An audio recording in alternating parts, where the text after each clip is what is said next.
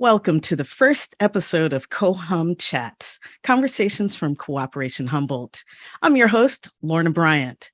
Also joining me from Cooperation Humboldt are Tamara McFarland and Tobin McKee. My guest is Emily Kawano, co-director of Wellspring Cooperative. She's also the co-founder and co-coordinator at the U.S. Solidarity Economy Network. Everyone, welcome. Thank you. So let's get started with brief introductions. I already gave a little overview of what we all do, but how about an introduction of our specific titles and what we do in our roles? Let's start with you, Emily. Sure. So Emily Kawano, I'm out here on the East Coast in Western Massachusetts. So my day job is that I'm the co-director of Wellspring Cooperative. We're developing a network of mutually supportive worker cooperatives in Springfield, Massachusetts. So it's the third largest city in Massachusetts. And I spend a lot of time doing solidarity economy work. I've been in this sphere for, long time, some decades. And as Lorna mentioned, I'm one of the co-founders of the U.S.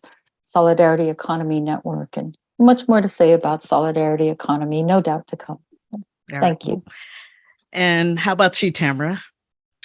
Well, I'm first have to fangirl out a little bit on Emily because I'm so happy to have her here, and I'm so glad she made the time. And Emily, I've read, a lot of your older writings, and I don't know how I missed it, but I just came across in preparing for this interview one from 2020, and it's so good. You're just amazing. I'm really glad you're here. So thank you.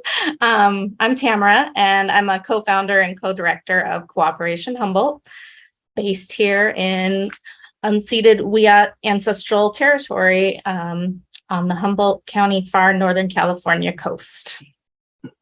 And Tobin? Hi, everybody. I'm Tobin, and I am co-director at Cooperation Humboldt. And I wear other hats too. Like Emily, I'm deeply involved in building worker co-ops. And I love the idea of a federation. There's talk of it. We hope to have it happen out here on the North Coast as well. And I am Lorna Bryant, as I stated earlier. I am the administrative coordinator here at Cooperation Humboldt, and I have been in this position since March of this year. So this whole concept of solidarity economy is new to me.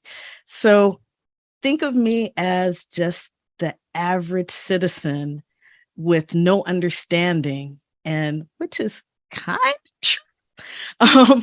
But think about me as just a person in the community, and you're explaining to me what this work means. So let's start with you, Emily. What is a solidarity economy? Great question. So let me see if I can do my little elevator pitch. If I really had almost no time at all, I would say solidarity economy is about building an economy and a world that works for people and planet, not for private profit and blind growth. That would be my really quick elevator pitch. If I had a little bit more time, I would say it is all that, right? And that it really builds on real world practices that align with solidarity economy values. So it's very value based. And in the United States, the Solidarity Economy Network uses the following 5 values. So solidarity, participatory democracy, equity in all dimensions, race, class, gender, etc. So anti-oppression in all dimensions, sustainability. And the 5th one is pluralism, which means it's not a one-size-fits-all model. There are many paths to that more just, sustainable, democratic world. And let's make the road as we walk it, right? Different things are going to work in different cultures, different times, places, and conditions. So that's a little bit longer spiel. Well, we're going to dive in a little deeper on those 5 components a little later. But it's funny, last night I was participating in a study group, and the topic was solidarity economy, and a lot of the material was your work. And we started talking about it, and it made me think of the program Pioneers, where it's all connected. And it seems like a solidarity economy covers every aspect of our life, our world, our being, our existence. Is that right? I think that's right. It is a very big tent. And solidarity economy thinks of the economy in the very broad, original sense of the word, which comes from the Greek terms, which means management of the household. So you could think of like the family household or the local community household, city, state, country, international, right? How do we manage our great, big human and natural world household? So yeah, I think in mainstream economics, the economy is somewhat narrowly defined, but solidarity economy certainly looks to be much more expansive and think about not only what are our narrow economic practices, but how are we as actors, how are we as human beings, how do we interact? Because all of that informs what our economic system is like. Do we believe that we're at the core of it really competitive and self-interested, and that's how we're building an economy, right? That's kind of the basic assumptions of capitalism, whereas solidarity economy is trying to say, yes, there is some of that in human nature, but there's also solidarity and cooperation and altruism, and there's love, right? And that's important too. And can we build an economy world that respects all those parts of human nature? So I'll ask Tobin and Tamara to jump in with a broad definition of capitalism then. So I'll start with you, Tamara, if you can give a basic definition of capitalism, and then I'll ask Tobin to compare and contrast. So Tamara? Well, my definition of capitalism is straight from Emily's lips, but I've got it right here, so I'm happy to share it. But Emily is the person who first taught me this. And so capitalism actually has like 5 specific tenets, and any one of those things alone doesn't mean that you have a capitalist system, but it's more about the whole system of all of them and the way that they interplay. So it has to do with class struggle, with a definition of ownership, an owner class and a worker class. And the 5 characteristics are the private ownership of the means of production. So what I just said, like some people own and some people work for the people who own. And related to that is the second characteristic, wage labor. So meaning that you are selling your time and your effort and your energy and what your body and mind can do for pay. The third is profit maximization, which I think we see all around us in our current society. I mean, like so much of every decision that is made at high level is about profit maximization, with a very narrow definition of profit meaning monetary, not meaning benefit to necessarily well-being of people or the planet or our non-human relatives. Community production, meaning that production is for sale or commodity, and market exchange. And Emily, can you explain market exchange a little bit? I feel like that's the one I have the least clear grasp on.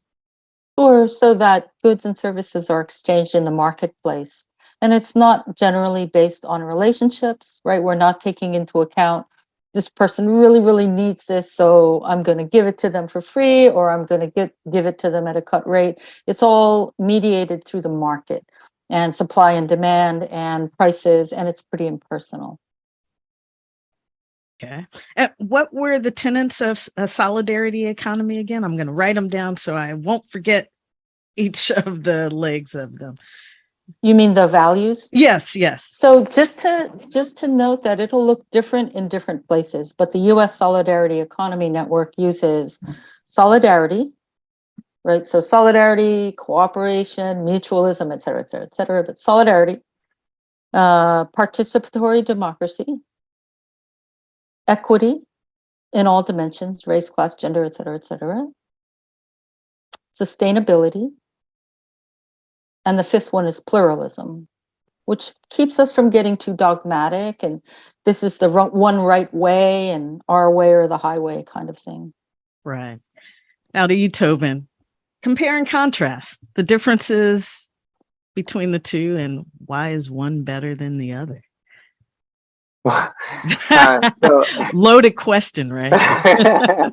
it should seem obvious at this point, just from the conversation we've already had. But I think one of the easiest way to contrast it is to start by thinking about cooperative business, because Tamara was just talking about capitalism. And so she talked about class struggle, and in cooperative business, the workers are the owners. Let's just keep it simple like that. And then we talk about wage, and in a cooperative business, the workers share the profits or the surplus from that business. So that's different than working for a wage. And then,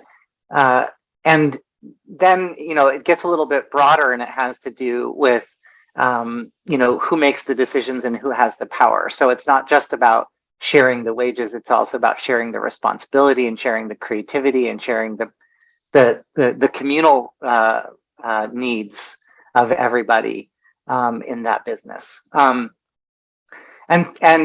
then we talk about profit maximization. And so you're looking at exploiting people and natural resources by paying lower wages and by trying to extract your resources for as little as possible. So a lot of value is lost in that, the value of the human time and knowledge and expertise, and the value of the resources themselves. And so if you really look at the true value of everybody who's involved, then you don't end up with that same focus on profit maximization. And then you have to go beyond just thinking about business and money and profit, and you have to start thinking about people. And so that's where we start to look in solidarity economics at things like right now we call it unpaid labor, but it's really valuing all the work that people do. So you have somebody who stays at home and takes care of the child who doesn't get paid for that, but makes it possible for the wage earner to go out and earn a wage. And in solidarity economy, we're going to include that so-called unpaid labor as part of the value of the economy and an intrinsic part of the value of the economy, and look to making value and compensation for all people in all the ways that they contribute. And then you also have something that Emily mentioned briefly, and that's what I would describe as mutual aid. And that is to say, you have a need and I have the ability to fill it. And as a member of this community and a member of this economy, rather than charge you for it, I'm going to look to build the health of this community and this economy by helping you meet your needs in the way that I can. And so we do work that demonstrates all of those things in small and large ways in order to build new structures and new understandings about how people can interact with each other as a global economy as we care for our home.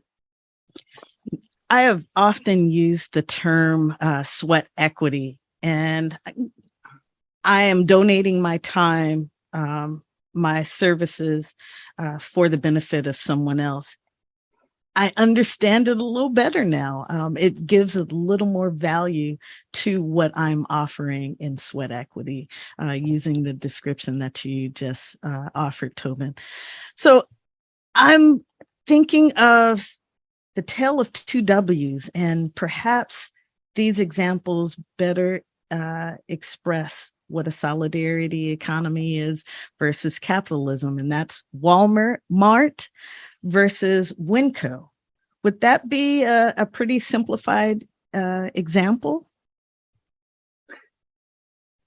Go ahead, you Tobin. You're itching.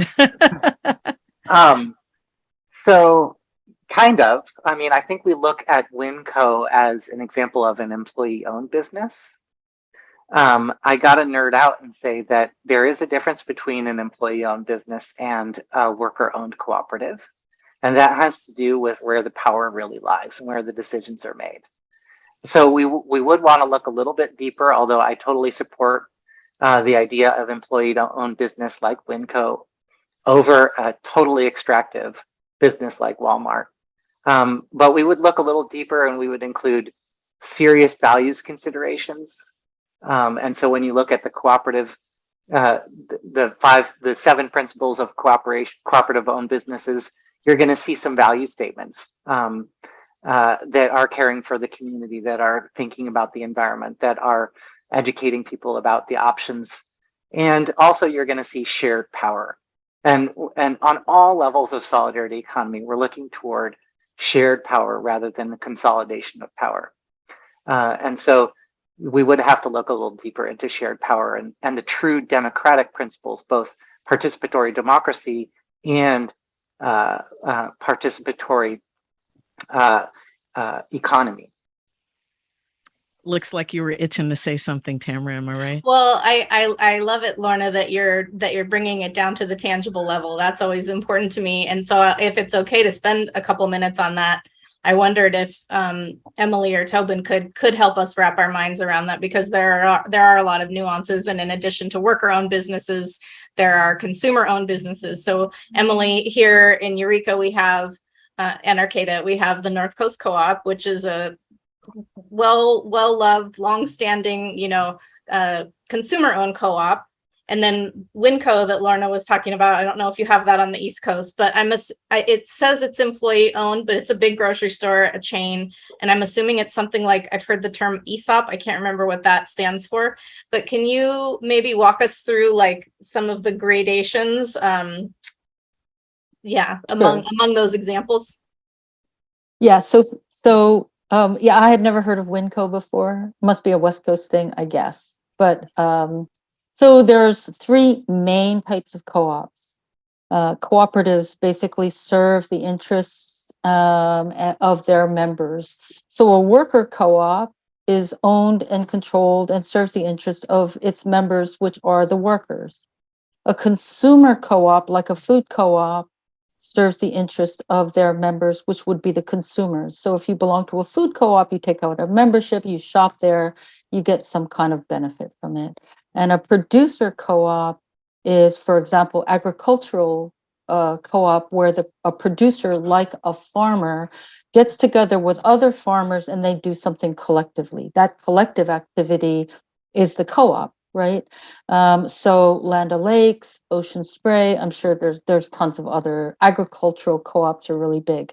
So those are the 3 main types. So the food co-op most likely is a consumer co-op. Some food co-ops are hybrids or multi-stakeholders. So they're owned and controlled both by consumers and the workers. But they're still relatively rare. There's not very many. So my guess is that one is just a consumer co-op.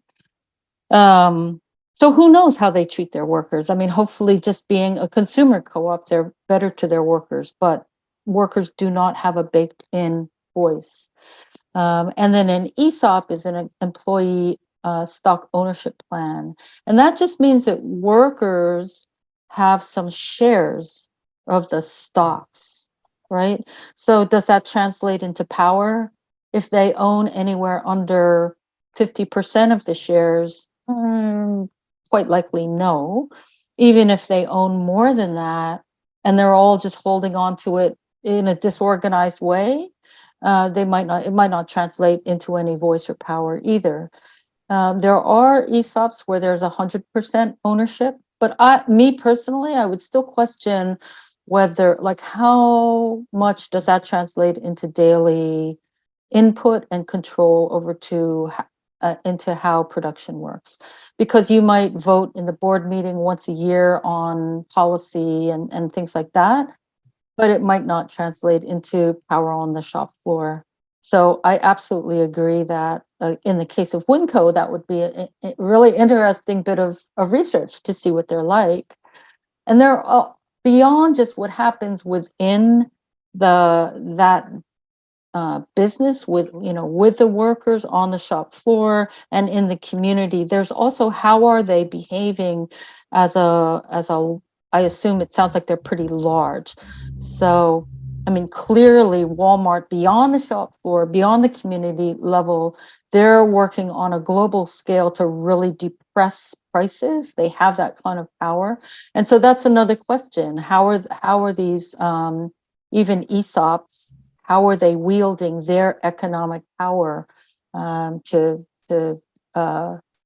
uphold values and the well-being of people and planet, or are they just still trying to maximize profit? So it seems as though what I can think of is, Tamara, you mentioned that we're on unceded Wiyot territory. And I think of native practices. Could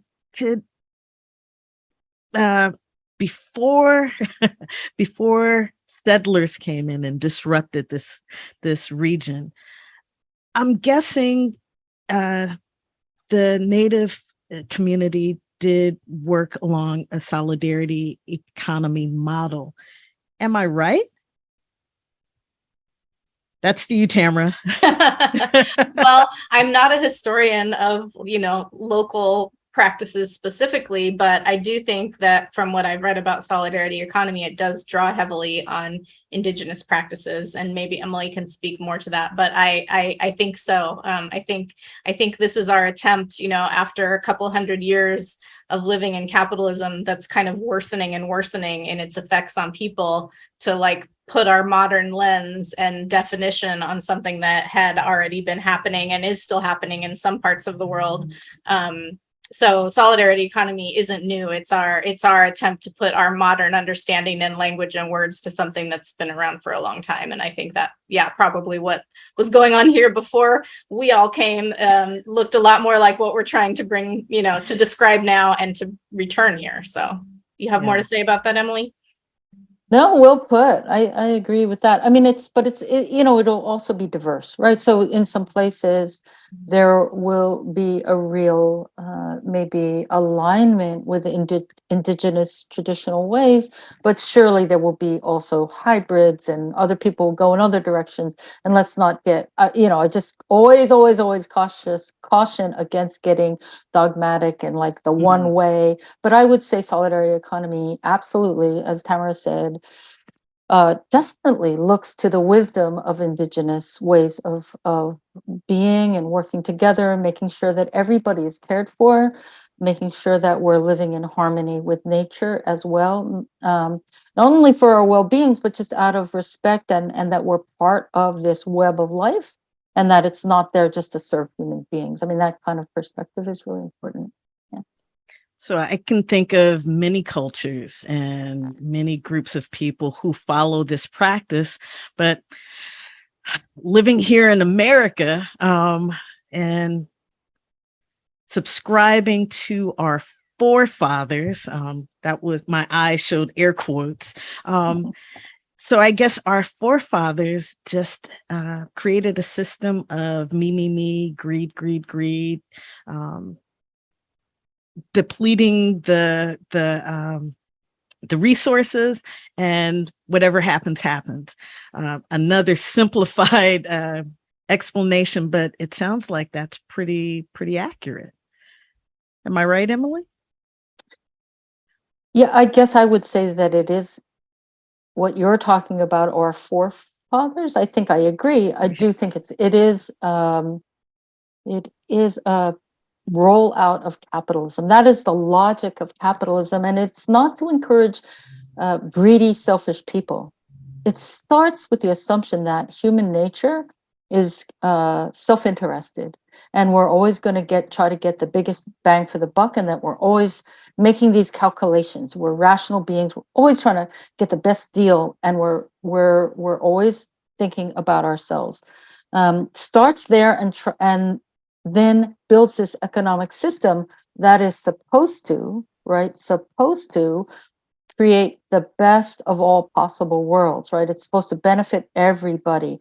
Everybody is behaving in a self-interested way, and that's supposed to drive this system that produces plenty for everybody. And if you're a bad actor, the truth will somehow out, and you'll be out competed, right? Like, so in theory, capitalism, in theory, right, is supposed to create this lovely best of all possible worlds, but we know that the actuality, so I wouldn't say that it was evil in its intent or meant to just be rapacious from the get-go, but we can see its history and its trajectory has ended up being pretty destructive and rapacious on many dimensions. And just thinking about the trajectory now, unless we fully embrace a solidarity economy globally, there will be not much left of anything or anyone to sustain life or anything. Is that right? I mean, I'll let other people speak to this too, but I feel like we are at this moment in history that's very unique. It comes around once in a lifetime, maybe once in two lifetimes, where there are so many crises that are converging all at once: climate, racial justice, this slide towards fascism, growing threat of war, even nuclear war. This is just exceptional moment, right? It's really scary and really frightening, truly. At the same time, crises also creates conditions for change.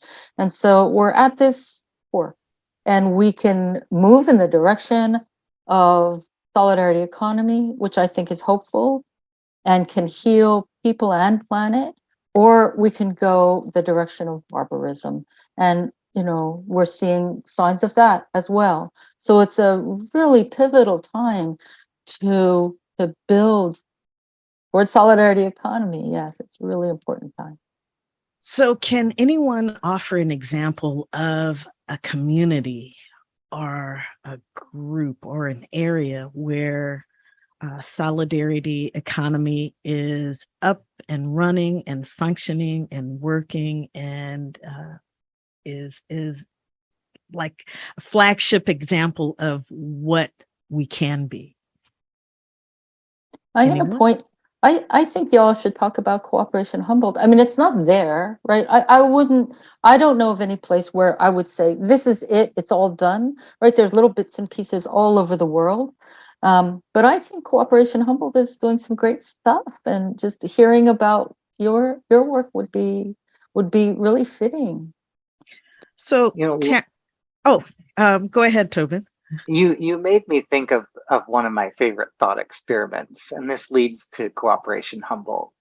What I love about Humboldt County and this and actually Humboldt, Trinity, Del Norte counties is that we are uniquely positioned geographically and community-wise to be small enough that the work, like an organization like Cooperation Humboldt and many other excellent organizations in this area, actually has a substantive impact on the well-being of others. So it feels like we can actually get something done.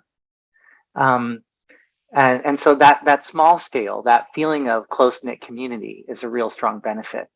At the same time, we are big enough to have the space and the natural resources and the community intelligence and capacity to be able to work on a bit of a larger scale and to actually become self-sustaining. So the thought experiment that I like to imagine is up where we are, if you cut off the 101 north and you cut off the 101 south and you cut off the 299 east, and then you chopped off the one source of petroleum that we have that comes in from the bay, what would we do? What would we be like if we couldn't ship in and ship out?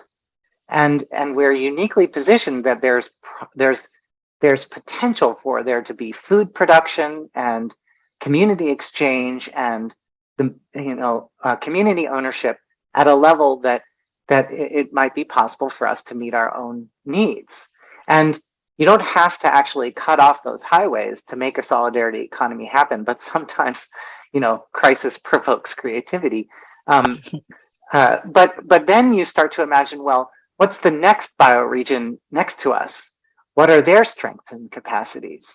And we start to imagine these bubbles or these nodes of economic activity, which are bioregionally based, and they can begin to exchange and share and support each other. So the ways that we can't meet our own needs, somebody to the north or the south or the east can help to do that, but still on a regional, local and hyperlocal level.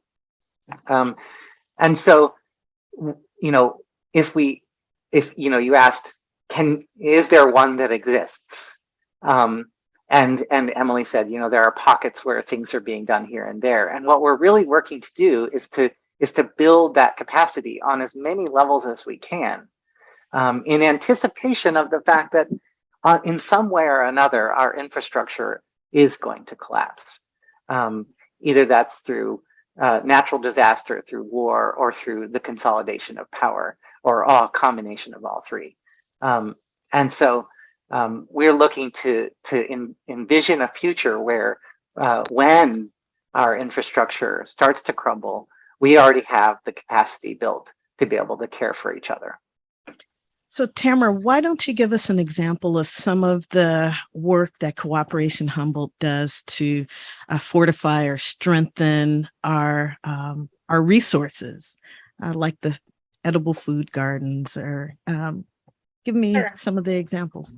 Yeah, I appreciate, everything that Tobin and Emily said. And again, just because I love being tangible, I will jump into some Cooperation Humboldt stuff, but I just want to pin for maybe after I do that, maybe, I don't know, Tobin or Emily, which one of you is more familiar with Mondragon, but that might be a cool example to just describe a little bit after we do this part.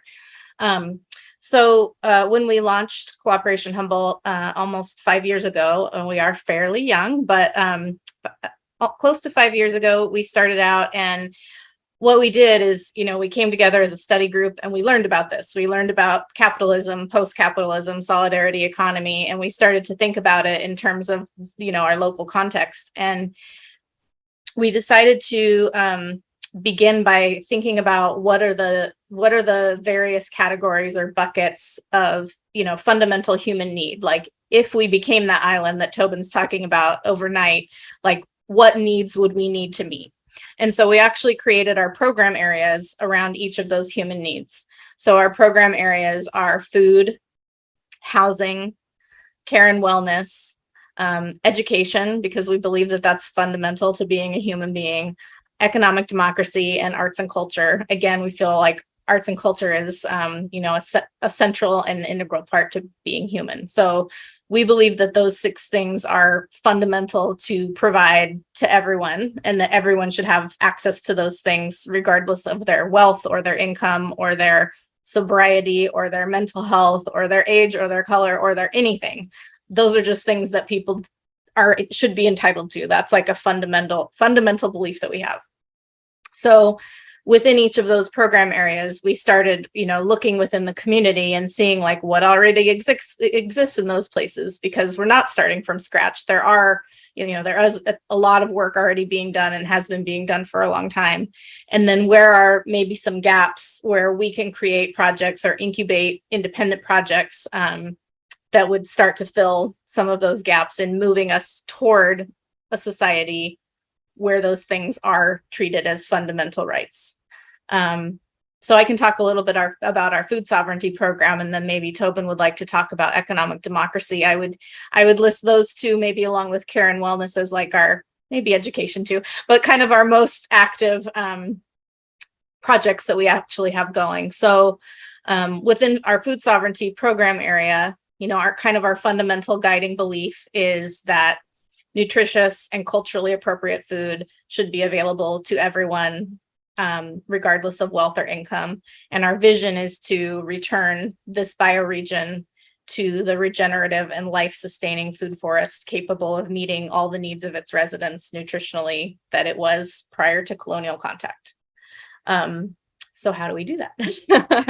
And some of, the work that we do is, it's iterative, like we try things and we tweak and we reevaluate and we come back and so this is always in motion and it's always flowing. And what we're doing right now may not be what we're doing in 3 years, but right now, the things that we're doing to promote food sovereignty are our little free pantries. So we have little boxes that I think we have about 25 of them up between McKinleyville and Fortuna.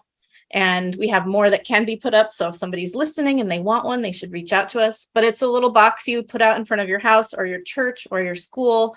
And it just encourages sharing of resources. And I can say from having one in the front of my house, when we first set it up, I envisioned that it would mostly be about sharing resources from people who have resources to people who don't have resources, like in its simplest sense. And what I learned really quickly is that it went way beyond that. It became a connection point for my little micro neighborhood. We had moved to the neighborhood pretty recently, maybe 4 months prior. And I would say in the 2 weeks since I put up that little free pantry, I had 10 times more meaningful conversations with my neighbors than I had the 4 months previous, because people are interested and they're curious and they're like, oh, this is a person who actually cares about the people walking by their house, cares about their neighbors. Like, this is interesting. What's going on here? This is different. So it's so much more than just charity. It's actually about creating this resilient web of the people that you live in close proximity to. So that's little free pantries. We also plant free community access fruit trees. For the last 4 years, we've been doing that. So we plant fruit trees every winter. They can be in folks' front yards or at churches and community centers and schools, anywhere where they will be accessible by the general public and intended to provide for the general public. So again, that's a way that we're trying to, shift understanding around food from a commodity that must always be bought and sold to something that is just part of the natural world around you and that you can access. Another project under our food sovereignty team is our mini gardens. So for the last 3 years, we have been delivering and installing and planting free mini gardens to low-income families in the community. At the conclusion of this year's season, our total was to 500. And so these are small, 3 to 4 foot square planters, and we fill them with high quality soil and we plant them alongside, the residents. So we're teaching them how to do it and pitfalls and tips and tricks and leaving them with information, checking back in with them a couple times a year and trying to, in a small way, empower people who haven't gardened before to realize that they actually do have power and opportunity to grow at least some small amount of their own food. And again, that's a way of just teaching a new skill and helping people to think about food and the things that they need to sustain life in a different way. We also have the Community Food Guide, which is our annual print publication. And it basically goes into all kinds of aspects of access, equity, education, and empowerment in relation to our local food system. So we're attempting to center the needs and the needs and the rights of some of the less resourced people in our community by providing lots of resources for lower income people, lots of information about how to get started growing food quickly and inexpensively and in small spaces. And we're also, explicitly looking to uplift the voices of Indigenous and other people of color who are working in the food realm in our community, because we have so much to learn. And I've talked for a long time. So also within food is Jardín Santuario, and I'm going to let Tobin talk about that because they're more closely involved with that amazing project. And then if Tobin wants to talk a little bit about our economic democracy projects as well.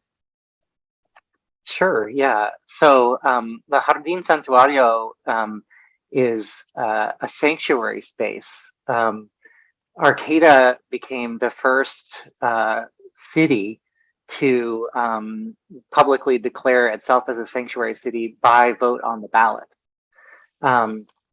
And as an expression of that, our partners at Centro del Pueblo, which is a nonprofit organization that promotes the well-being of indigenous Latinx immigrants to this place, they declared the Jardín Santuario specifically as a sanctuary space. And what that means is really not only a safe space for people to come, for all people to come, but a safe space for people to gather, to learn, to share, to build community, and in the context of growing and sharing food. Centro del Pueblo works closely with indigenous Latinx families who are experiencing food insecurity, and then everybody who wants to participate in growing and sharing food. And the Jardín is on a space which is provided by the Arcata Presbyterian Church, who has been a wonderful and supportive ally. And a lot of community, including the neighbors who recently spearheaded a safety campaign for the Jardín after some hate crimes were committed at the Jardín itself. The neighbors and the community came together strongly for a great fundraiser and a great party and a great statement of presence. We are here and we're not going anywhere. And so that from the Cooperation Humboldt side is another expression of food not as a commodity, but food as a human right. So any and everyone is welcome to enjoy the fruits of the labors and participate in the creation of those foods and that community. In terms of economic democracy, we have talked quite a bit about worker-owned co-ops. So our specific worker-owned co-op incubator is called Worker-Owned Humboldt, and it's a collaboration with the North Coast Small Business Development Center. And what we do is we provide training and education and then ongoing technical support from idea past incorporation as a co-op into continued support of that business as it grows.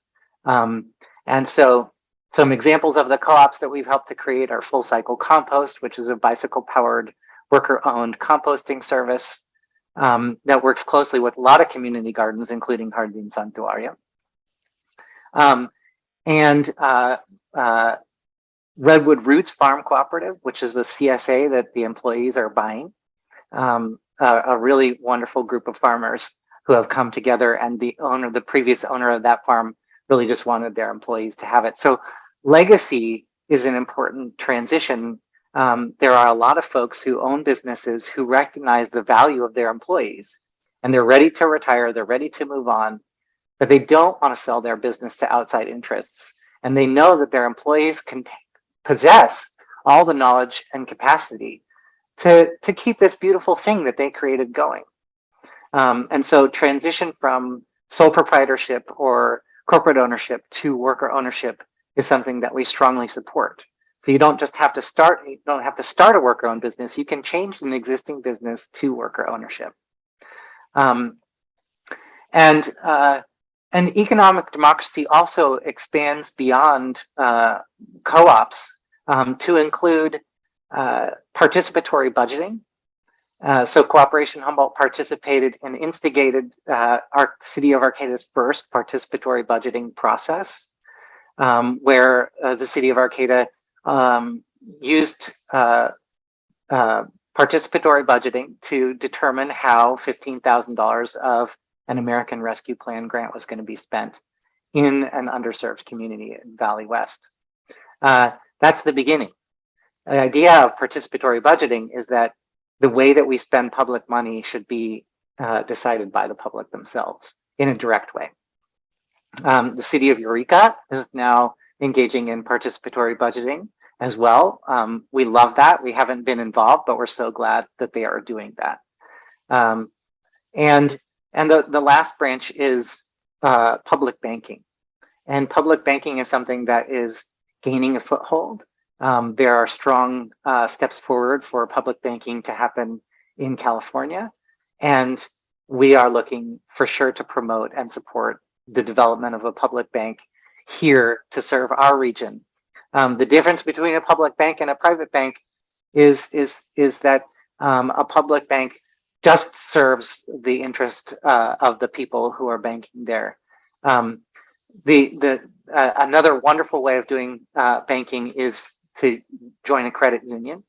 And so we don't exclude credit unions at all from the workings of economic, of solidarity economy. But in terms of economic democracy, public banking is our next big step forward. So it seems like we have spent the last 10 minutes or so giving our spiels or plugs for Cooperation Humboldt. And that's worth diving into a deeper discussion, perhaps the next podcast. But Emily, I think it would be appropriate for you to give your spiel on the work that you do and the organizations that you are part of right now. So tell me more about Wellspring and U.S. Solidarity Economy Network. Yeah. Before I go there, I'll take up Tamara's comment on Mondragon. Yes. So one thing I want to say is that I know you guys aren't doing this at all, but there is a tendency to conflate solidarity economy with co-ops. And so I just want to warn against that. Having warned against that, I will say that Mondragon in the Basque region of Spain is a great example of worker cooperatives, right? So the first one was founded in 1956. It was this tiny little cooperative that made paraffin cook stoves. Since 1956, it's grown to be, I'm really bad at remembering the exact figures, but someplace maybe between 80 and 100 different worker-owned businesses.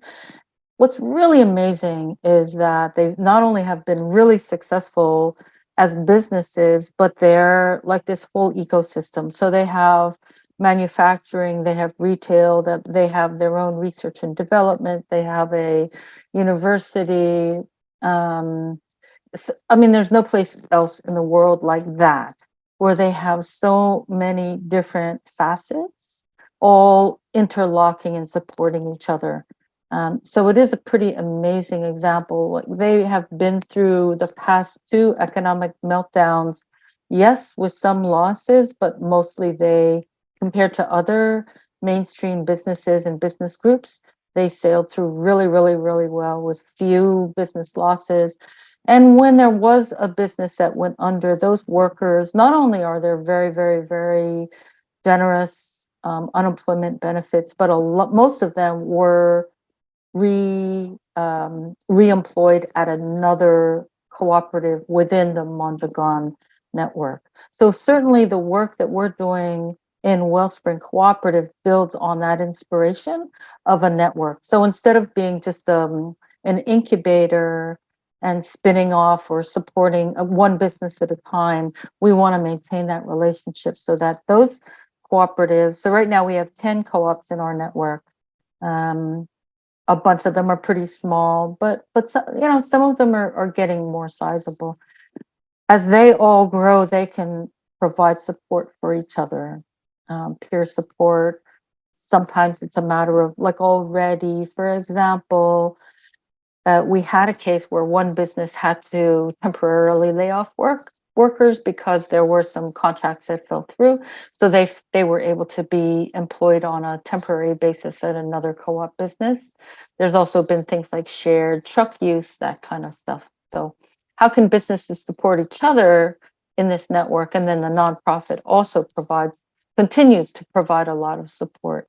And I would say, I'm super happy to hear that Cooperation Humboldt's work not only provides that technical assistance, but continues, right? Like, I think it's depending on what communities you're working in. If you're working in relatively marginalized communities, I would say it's super, super, super important to be ready and able to provide that ongoing support.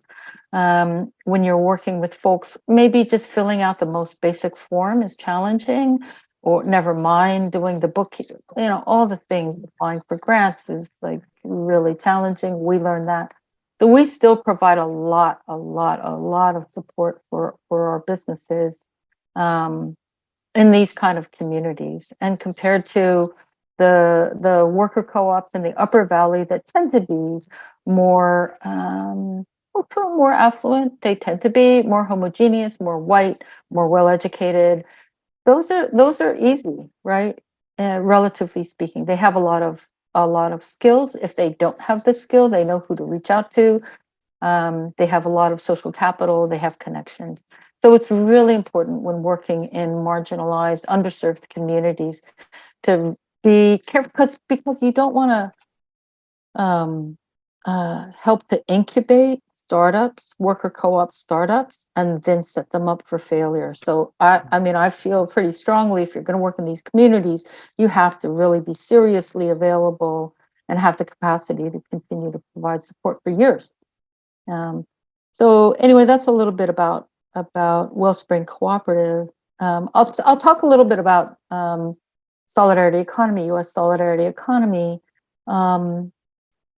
Most recently, we started up a statewide solidarity economy network in Massachusetts. So that's been exciting.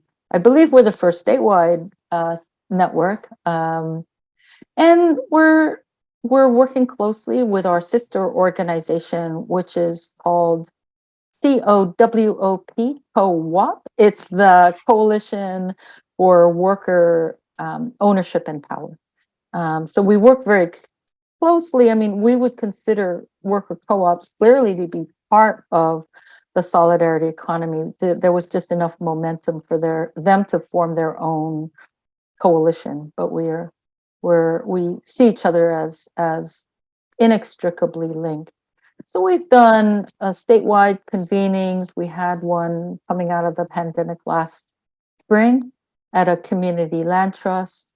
So this is Global Village, and it's just a beautiful regenerative farming initiative that also has rematriated some land to the indigenous local tribes.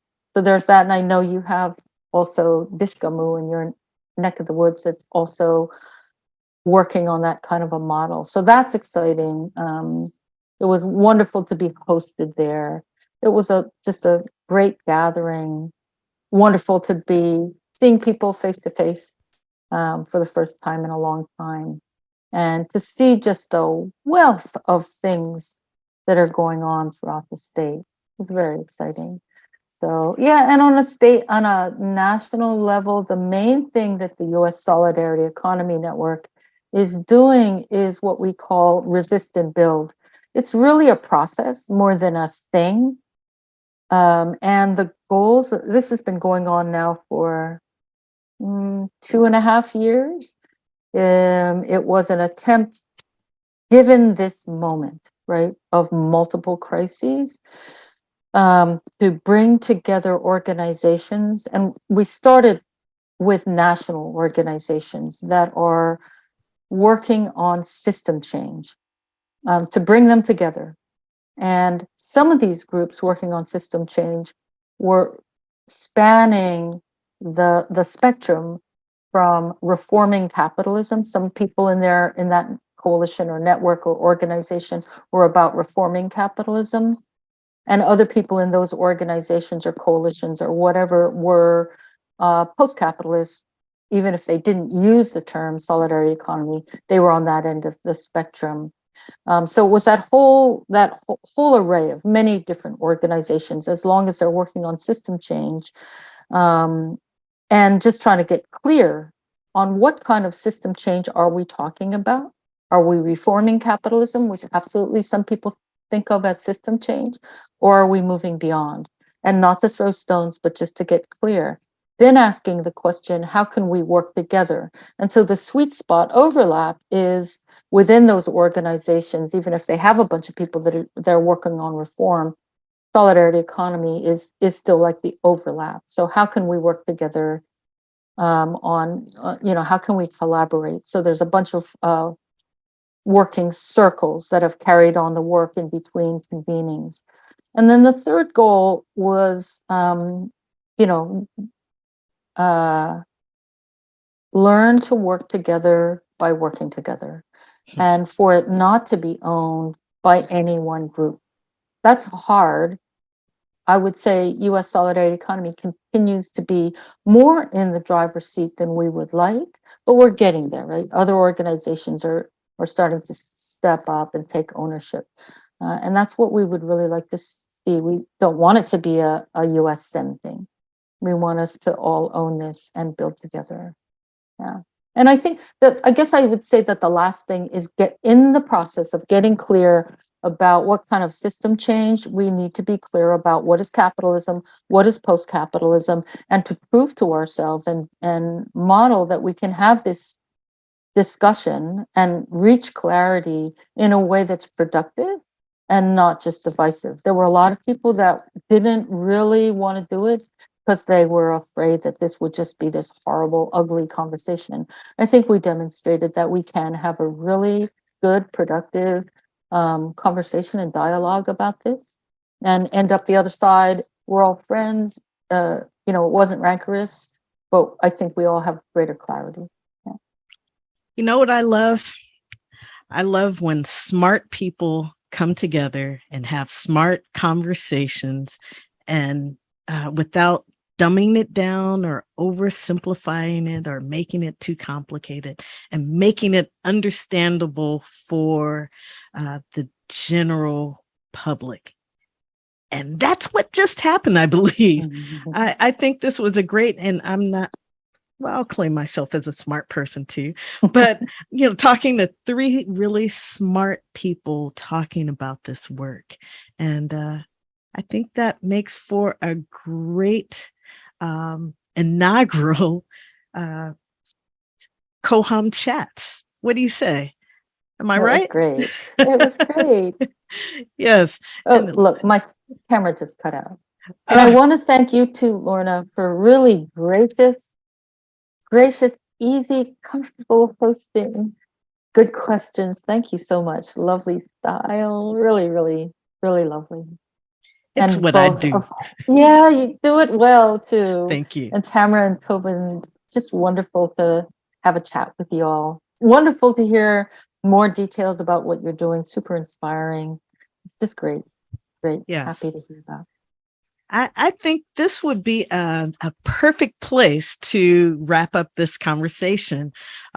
It has been a great conversation, as I said.